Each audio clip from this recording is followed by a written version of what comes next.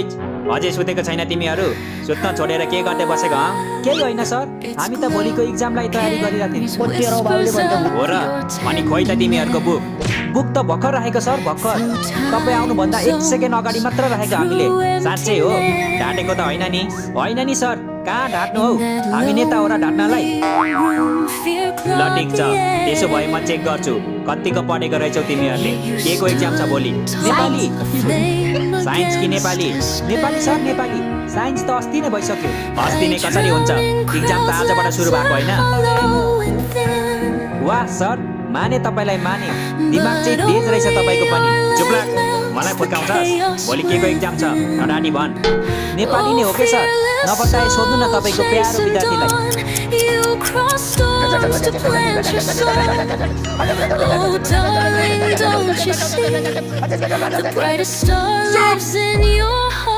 पर्सिबाट यसै छ, केही आउँदैन। कसरी पास गर्ने होला भगवान, कसरी पास गर्ने होला? किन चिन्ता गर्छस्? म छु त यहाँ, म सिकाइहाल्छु नि तँलाई। सिकाइस् तैँले, जसलाई चाहिँ एसईको फुल फर्मै थाहा छैन, त्यसले सिकाउने रे मलाई। किन थाहा छैन मलाई? एसई दिने विद्यार्थीलाई एसईको फुल फर्म थाहा हुँदैन? त्यसो भए भन्न त के हो एसईको फुल फर्म? यति जाबो। एसई मतलब स्कुल इन्डिङ इन्जोयमेन्ट। नेपालीमा भन्नुपर्दा स्कुल सकियो अब मोज गर। थाहा छैन भने थाहा छैन भन्नु नि, के टाइम वेस्ट गरिरहनु होला? महारानीको टाइम वेस्ट भयो। माफ पाऊ है, माफ पाऊ। मैले गर्दा करोडौँको नोक्सान भयो होला होइन हजुरलाई? ए नौटङ्की, कति नाटक गर्छस् हौ?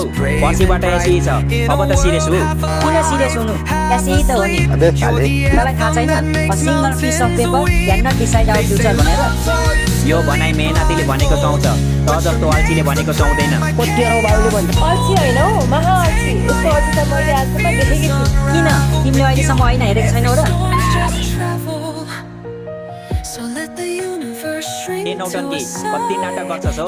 पर्सिबाट एसई छ, अब त सिरियस हो? एसई त हो नि। मलाई थाहा छैन, a single piece of paper can not decide our future भनेर। यो भनाइ मेहनतीले भनेको सुहाउँछ, त जस्तो अल्छीले भनेको सुहाउँदैन। अल्छी होइन हौ, महा अल्छी। यसको अझै त मैले आजसम्म देखेकी थिइनँ। किन? तिमीले अहिलेसम्म ऐना हेरेको छैनौ र? खोइ, त नपढ्ने भए घर जा त, हामीलाई पढ्नु दे। कति पढ्छस् हौ, कति पढ्छस्? हिजोदेखि पढेको पढेछस् त, अझै याद भएन तँलाई? अनि एउटा सब्जेक्टको मात्र याद भएर हुन्छ? अरू सब्जेक्टको चाहिँ याद गर्नु परेन? तँलाई एउटा सब्जेक्टको याद भइसक्यो? भइसक्यो त। कुन सब्जेक्ट याद भयो तँलाई? कम्प्युटर। त्यसलाई कम्प्युटर याद भइसक्यो, आफूलाई भने कतिवटा सब्जेक्ट छ भन्ने पनि थाहा छैन। मलाई पनि कम्प्युटर र ओपिटी म्याथ याद भइसक्यो। अनि मलाई त कम्प्युटर छोकै छैन भन्दै थिइस् त। कहाँ छोको छ त मैले? घरमा कम्प्युटर भए पो छोनु, कम्प्युटर बुक पो छोको त।